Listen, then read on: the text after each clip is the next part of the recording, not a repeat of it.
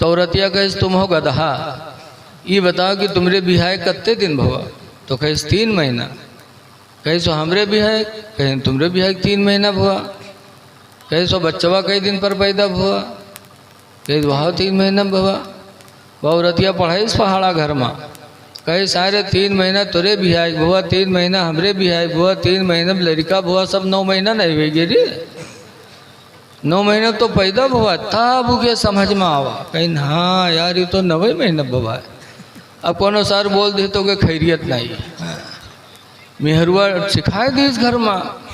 अब जब सवेरे फिर गांव में यहाँ निकला तो कोनो पकड़ के खींचिस कुर्ता है, इधर आ इधर ही कस के रे तेरे 3 महीना बिहाय भुआ, लड़का कैसे होगा रे तेरे घरे? तो कहते कहाँ 3 महीना भुआ हो? 9 महीना तो भुआ है। 3 महीना हमरे बिहाय होगा, 3 महीना मेहरुआ बिहाय होगा, 3 महीना लड़का वो सब 9 महीना नहीं होगे। पूरा गाँव एक लंग वो अकेले एक लंग वो है बक्का जो मेहरुआ रटाए दी। यही हाल है इनका। 40 दिन दिया दो रिहाई हासिल करो। तो कहते अब्बास आए, कहते भतीजे तुम जानते हो मैं बहुत गरीब आदमी हूँ, मेरे पास कुछ नहीं है, फिदिया न लो, ऐसे छोड़ दो। तो हुज़ूर फरमाते चाचा आपके पास नहीं, आपके घर में तो है, ले आओ। कहा बेटा घर में भी कुछ नहीं है, ना घर में ना मेरे पास है, मैं बहुत गरीब हूँ। तो सरकार ने फरमाया चाचा अभी कुछ ही रातें गुजरी हैं, तुम अपनी बीवी को दिरहमो दीनार का थैला दे के आए थे, वो थैला खर्च हो गया। तब अब्बास की आंखें खुली, अरे रात की तारीकी में मैंने अपनी बीवी को दिरहमो दीनार की थैली दिया था, किसी को बताया तक नहीं। और ये मदीने में बैठे बैठे मक्का की सारी चीज़ों को देख रहे हैं, खबर रखते हैं। अब्बास ने कहा बेटा खुदा की कसम नबी उसी को कहते हैं जो गैब की खबर बताए।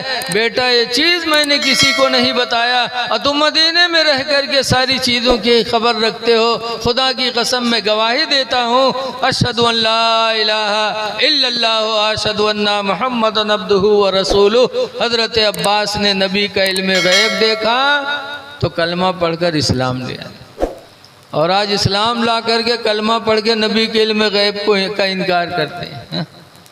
अब आप लोग सोचते हो कि जो बतीवा मौलाना बताओ थे उन्हों तो सब पढ़त हुई हैं, सब जानत हैं, लेकिन ये बक्कत वहाँ है जो इनका 40 दिन के चिल्लम रटावा जाता है। ये वही बकी हैं, चाहे जत्ता कुरान हदीस सुनो। इनके मिसाल वैसे जैसे मौलाना अब्दुल मुस्तफ़ा आज़मी लिखते हैं कि एक आदमी के शादी भाई बीवी रुखसत हो के आई और 3 महीना भवा की एक लड़का की महतारी हो गया। अब हफ्ता 2 हफ्ता के बाद उनके आदमी का चेहरा झुराएगा। तो औरतिया एक दिन कहा थे अरे जी के घरे लड़का पैदा होते हैं उनका चेहरा चटक लागत है, और हमारे यहाँ जो दिन से लड़का हुआ है तो चेहरा मुरझाते जाते। कहा बात है रे? तो कहा था तुमका कहा यहाँ गाँव में यहाँ निकला बाप था, तुम कहा तो चेहरा का है मुरझात है। कहीं कहा है कहीं जहरे जे थे वहारे पकड़ पकड़ पूछा था कि अरे 3 महीना तुरे बिहाय बहुत है, लड़का कैसे होगा रे? तो कहीं समझा नहीं पाओ। तो कहीं कहा समझा दी, जब 9 महीने भोग जाए 3 महीने धरा है तो हम कहा समझा दी। तो औरतिया कहे तुम हो गधा, ये बताओ कि तुमरे बिहाय कत्ते दिन भवा? तो कहे 3 महीना। कहे सो हमरे बिहाय? कहे तुमरे बिहाय 3 महीना भुआ। कहे सो बच्चवा कई दिन पर पैदा भुआ? कहे वहाँ 3 महीना भवा। वह औरतिया पढ़ाई पहाड़ा घर में। कहे सारे 3 महीना तुरे बिहाय भुआ, 3 महीना हमरे बिहाय भुआ, 3 महीना लड़का भुआ, सब 9 महीना नहीं हुए रे। 9 महीना तो पैदा भुआ तब उके समझ में आवा। कहीं हाँ यार ये तो 9 महीना भुआ है। अब कोनो सार बोल दे तो के खैरियत नहीं, मेहरुआ सिखाए दी इस घर में। अब जब सवेरे फिर गांव में यहाँ निकला तो कोनो पकड़ के खींचिस कुर्ता है, इधर आ इधर ही कस के रे तेरे 3 महीना बिहाय भुआ, लड़का कैसे होगा रे तेरे घरे? तो कहते कहाँ 3 महीना भुआ हो? 9 महीना तो भुआ है। 3 महीना हमरे बिहाय होगा, 3 महीना मेहरुआ बिहाय होगा, 3 महीना लड़का वो सब 9 महीना नहीं होगे। पूरा गाँव एक लंग वो अकेले एक लंग वो है बक्का जो मेहरुआ रटाए दी। यही हाल है इनका। 40 दिन चिल्लम ले जाकर ऐसा रटाए देते हैं, चाहे जत्ता सहाबा की दास्तान सुनाओ, चाहे जत्ता कुरान की आयत सुनाओ, लेकिन इनके पल्ले पड़ने वाला नहीं है। बस बात यही है, जिसे अल्लाह हिदायत दे दे उसे कोई गुमराह नहीं कर सकता, और जिसे अल्लाह गुमराह कर दे उसे कोई हिदायत नहीं दे सकता। लिहाजा लोगों डरो अल्लाह से, अल्लाह से डरो, जैसा कि उससे डरने का हक हासिल है। और डरोगे तो इंशाअल्लाह ताला दुनिया हमारी तुम्हारी कामयाब हो जाएगी। देखिए टाइम शायद ज़्यादा हो रहा है, 1 घंटा हो गया लगभग शायद। अल्लाह से डरो, और डरोगे तो हो सकता है अल्लाह ताला हमारा तुम्हारा बेड़ा पार कर दे। जैसे कि हारून बादशाह एक दिन अपनी बीवी जुबैदा के साथ लेटे हुए थे, और बात बड़ी लंबी, पूरी बात नहीं बताऊंगा। तो हज़रत हारून रशीद उठे और अपनी बीवी जुबैदा को जगाने लगे, जुबैदा जुबैदा। तो जुबैदा ने कहा हट जा जहन्नमी।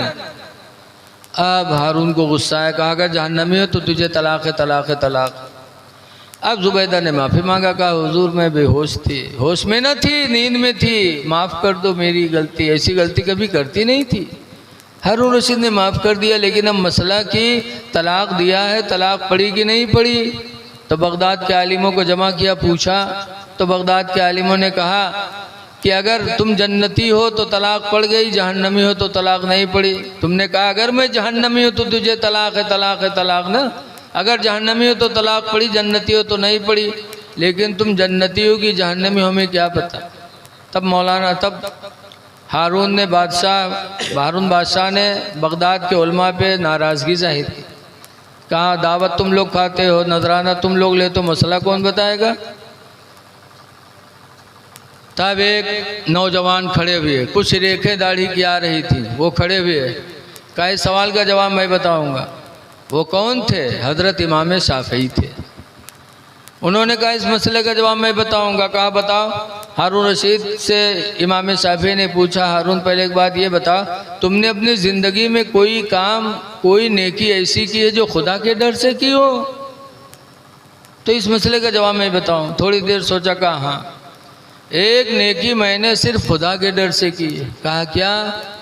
हारून रशीद कहते हैं मैं बादशाह हूँ, मेरे शाही महल में एक जवान लड़की मुसीबत की मारी आई फरियाद लेकर, लेकिन उसकी जवानी, उसकी खूबसूरती देखकर मेरे दिल के इरादे गंदे हो गए, और शाही महल में मैं ज़िना की नीयत से उसकी तरफ बढ़ा।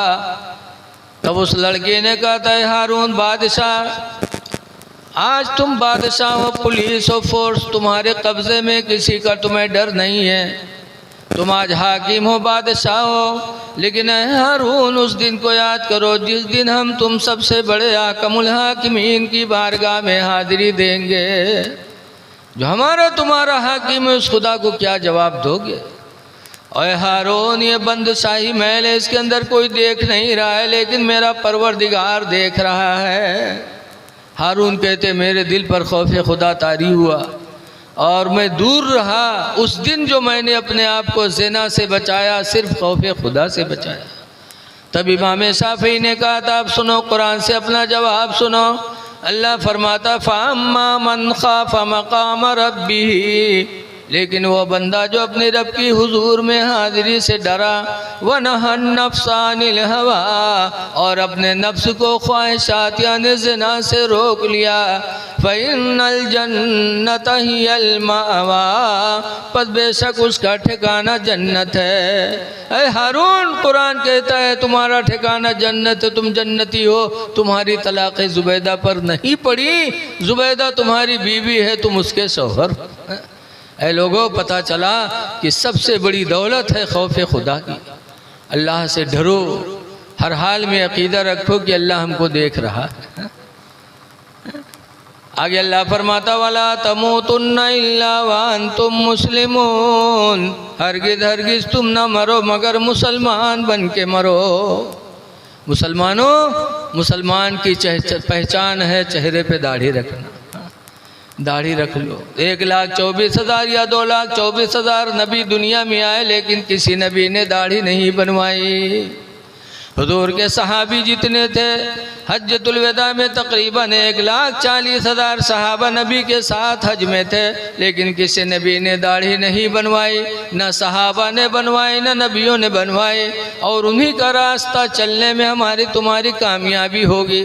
लिहाजा चेहरे पे दाढ़ी रख लो, मुसलमान बन के जी लो, ताकि दुनिया से जाओ तो दो देखने वाला देखे तो समझे कि आज दुनिया से एक मुसलमान जा रहा है।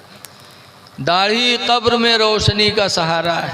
जिसके चेहरे पे दाढ़ी होगी उसकी कब्र में अल्लाह नूर अता फरमाएगा। दाढ़ी रखा लो। लेकिन आज हम लोग कब्र से तो डरते नहीं हैं, इतने ढीठ हम लोगों के दिल हो गए। एक बुढ़वा रहा है, बीमार भवा मर तो के लड़का होगा घेरे बैठे, अब्बा ये बात अब्बा वो बात, तो अत्ते में बुढ़वा कहते भैया रे अभी बचबई ना, लागत है मर जीबे। तो लड़का कहीं तब अब्बा, तो बुढ़वा कहते जब हम मर जेबे ना तो हमरे कफन में यहाँ पुरान कपड़ा लगाए नवा ना लगाए। लड़के कहने अब्बा यूँ कहाँ हो सकत है कि तुमका पढ़ाई लिखाई बड़ा की हो, शादी की हो, घर पुरिया बनवाए, मर जे हम लोग पुरान कपड़ा कफन में लगेबे। गाँव वाले कहा गए हैं अब्बा? तो बुढ़वा कहते गाँव वाले चक्कर में पड़ के सारे हमको फंसाए दे रे। कहीं काहे अब्बा? तो बुढ़वा कहते रे पुरान कपड़ा में लपेट के कब्र में रखे हो, ताकि जब फरिश्ते सवाल करे यहीं देखिए कफन पुरान, तो कहे ये तो बहुत पहले मर चुका है, कहीं हिसाब होगा वही छोड़ो, छोड़ छाड़ चले जाइए और नवा कफन में लपेट के रखिए, जुड़ते जुड़ जाइए कि नहीं जुटी हैं रे। बताओ ऐसे ऐसे बुढ़वा है कि ज़िंदगी भर तो दलाली करबे कि मरे के बाद कब्रों में सोचते हैं 420 ही कर, लेकिन वहाँ मुराही नहीं चलेगी, बड़ी कठिन जगह है। आला हजरत इमाम अहले सुन्नत जैसे मुजद्दिद भी कब्र को याद करके अपने नबी की बारगाह में फरियाद करते हैं, या रसूल अल्लाह खड़े हैं मुनकर नकीर सर पर, न कोई हामी न कोई आवर। खड़े मुनकर नकीर सर पर, न कोई हामी न कोई आवर। और बता दो आकर मेरे पैगंबर के सख्त मुश्किल जवाब में है। आखिरी बात कह के मैं तकरीर ख़त्म कर रहा हूँ। सरकार की हदीस से फरमाते मा तरक तो बादी फितना, सरकार फरमाते अपने बाद मैंने कोई फितना नहीं छोड़ा। अदर्र अला रिजाल मिनन निसा, जो मर्दों पर ज़्यादा तकलीफ़ दे हो औरतों से।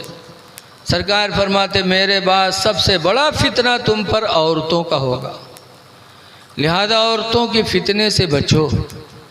आज औरत ही के ज़रिए आदमी माँ बाप से अलहदा होता है, औरत के ज़रिए भाई भाई का दुश्मन हो जाता, औरत ही की वजह से आदमी हलाल और हराम का फ़र्क ख़त्म कर देता।